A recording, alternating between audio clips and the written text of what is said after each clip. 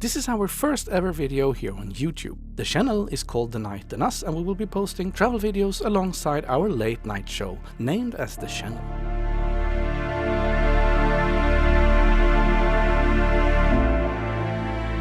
In our first video, I will give you my top 10 places in Europe, listing some of my top areas and cities on the continent. All videos in this list are also upcoming travel guides here on the channel, so you might view this as a preview of things to come.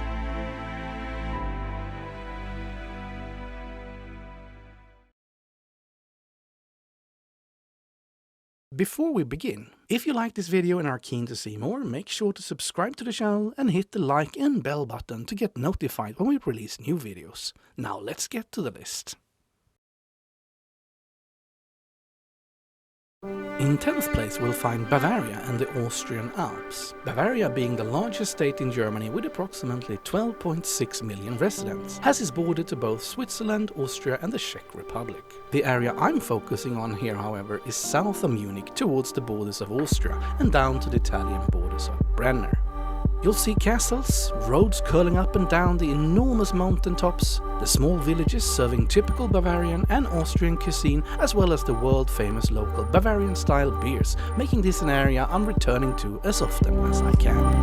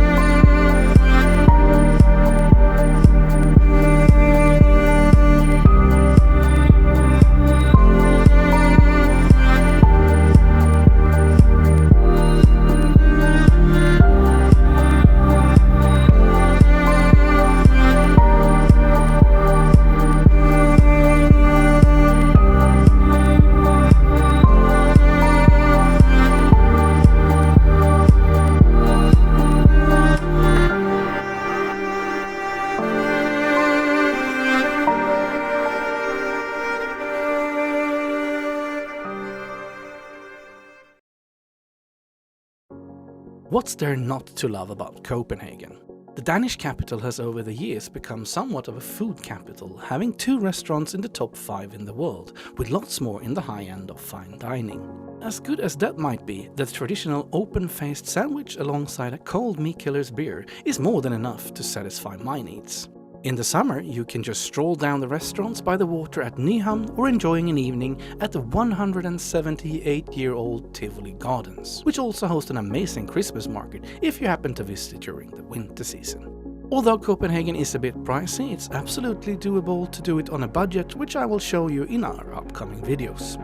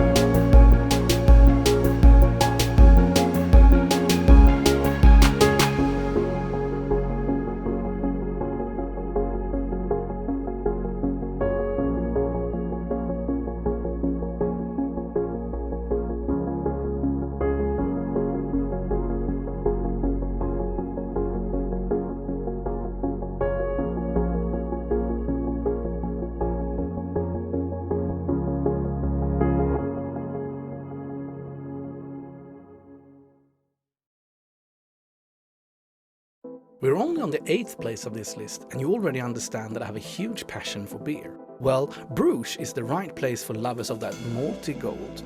All over town you'll find beer museums and bars selling try and tasting packages. So, being set around small canals, Bruges is more or less like Amsterdam, but with beer cafes instead of coffee shops, and instead of a red light area you'll end up with shops selling Christmas ornaments and Belgian chocolate, something that statistically would make 90% of men going for Bruges. With a coffee shop beer cafe fight though, I guess it's really a matter of taste.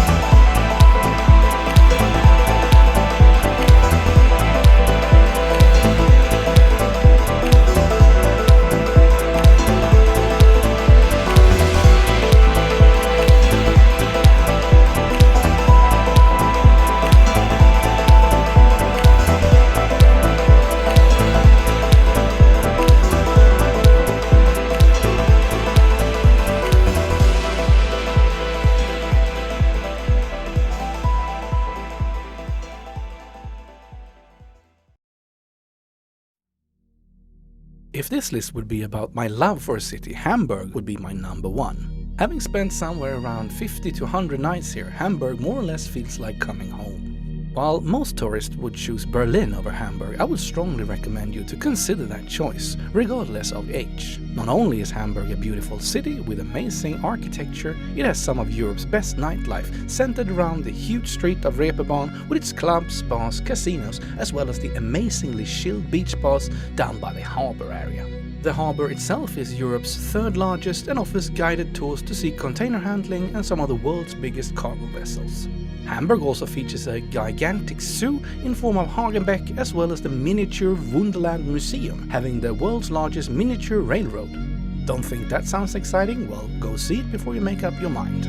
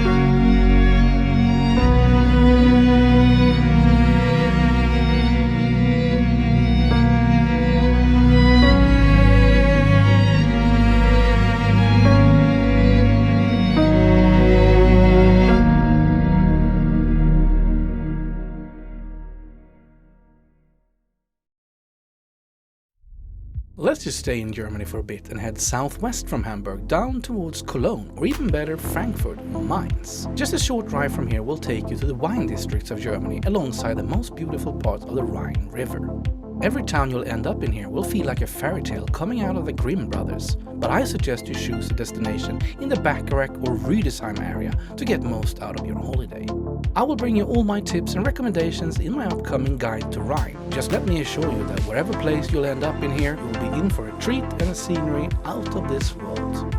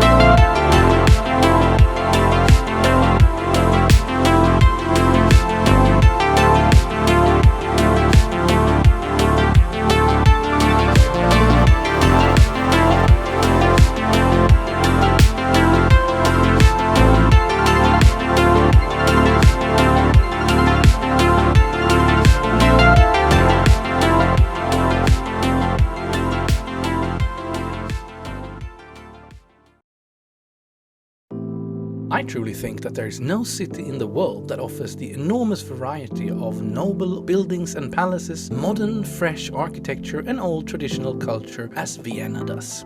I've spent a lot of time here, and every time I leave it feels like I still have so much to see that I couldn't fit in.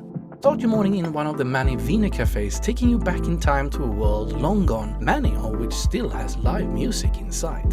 Then have a walk around Stephansplatz and all the high-end shops. From there you get to the amazing outdoor market of Nachtmarkt, where you spend some time and then enjoy a well-deserved lunch. The afternoon starts in one of the countless museums around the city before it's time to travel uphill to the wine districts of Vienna to find yourself a Heurigen to enjoy your dinner in the most traditional way possible. The evening will end up in Das Loft in Sofitel, one of the world's most renowned cocktail bars.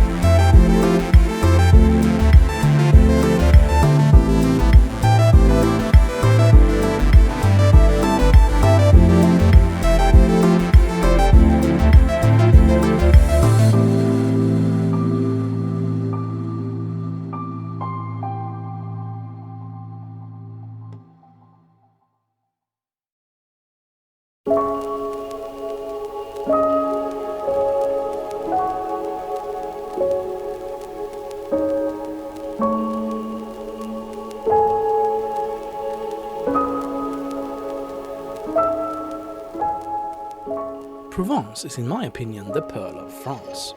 Covering a pretty large area in southern France, I prefer the villages close to Avignon. However, most of the villages in this lavendel growing area are just breathtaking. Whether you'll end up close to Aix-de-Provence or by the Riviera by Nice or Menton.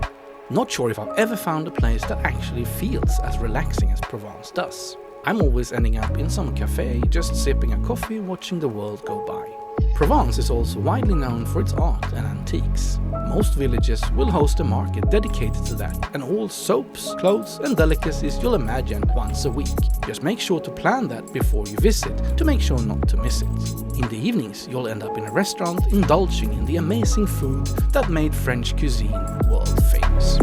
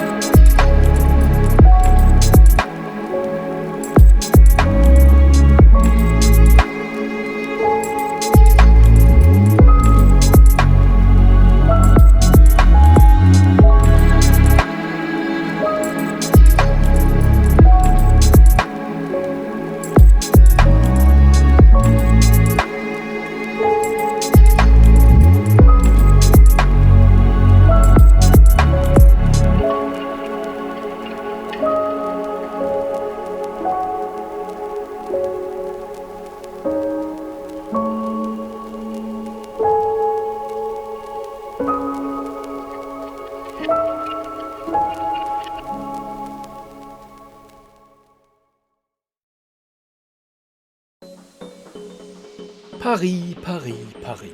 City of Lights. I have to admit that just 10 years ago I would list Paris as one of my least favorite cities in the whole world. It has since then grown to me to become one of my favorites. We just had to find, well, our Paris. And we did so in areas like Montmartre, Saint-Michel, Saint-Dié, Notre Dame and St. George. I realized that if you spend time around the tourist parts of this enormous city, say around the Eiffel Tower, the museums or Champs-Élysées, the chance of you leaving Paris with hate for it is pretty high. Let's just say that the rumors of the Parisians being rude and as far away from service-minded as it gets came from somewhere, right?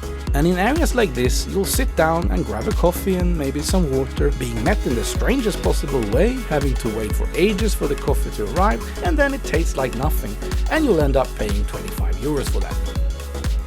Now that I visit, we always make sure to book a nice room with a balcony overlooking the rooftops of Paris, and we are enjoying amazing evenings in some bistro in, say, Saint-Michel, and that makes me forget that I ever felt that way. Well, a water and a coffee is even here still around 25 euros, unfortunately, but at least now I smile hating to pay that.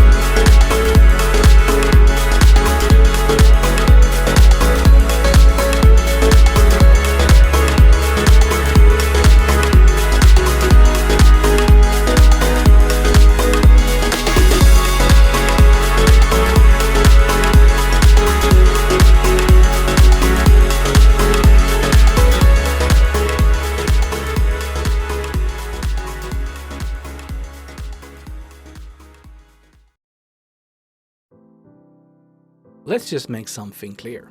If you don't like London, or maybe you feel it's strange to have it as high on this list as it is, you're actually wrong. Seriously, I think that London alongside New York are those two cities in the world that just got it all.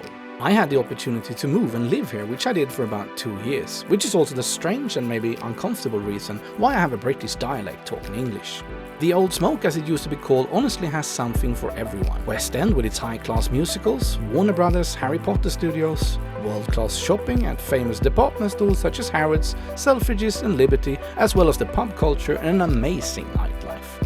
I have an upcoming 3-part guide to the city I call my second home coming up. In here I will teach you everything you need to know, from what to see, where to live, as well as how to do London on a budget and visiting the most fancy bars and restaurants, so make sure to subscribe to make sure not to miss anything.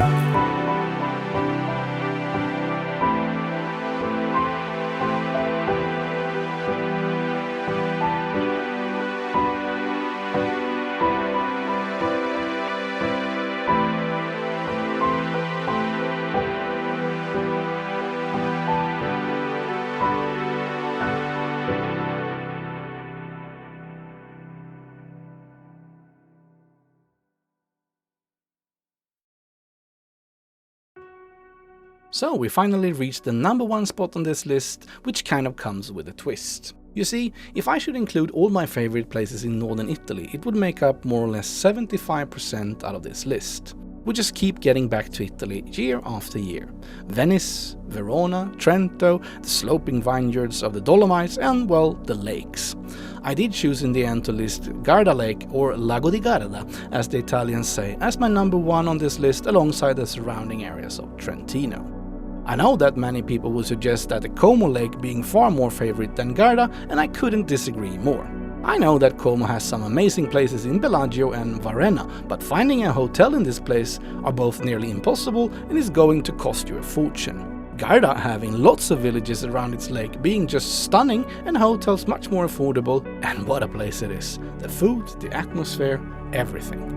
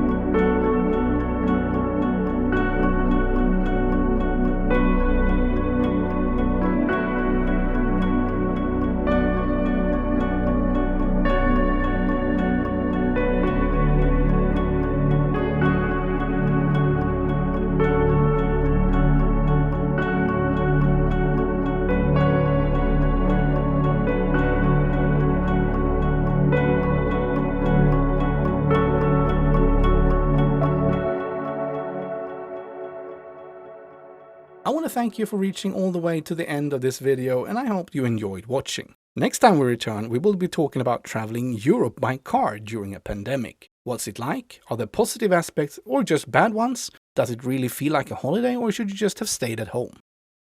In the end, always remember, however, it's not about the destination, it's what you make of it that counts. Until next time, take care and stay safe.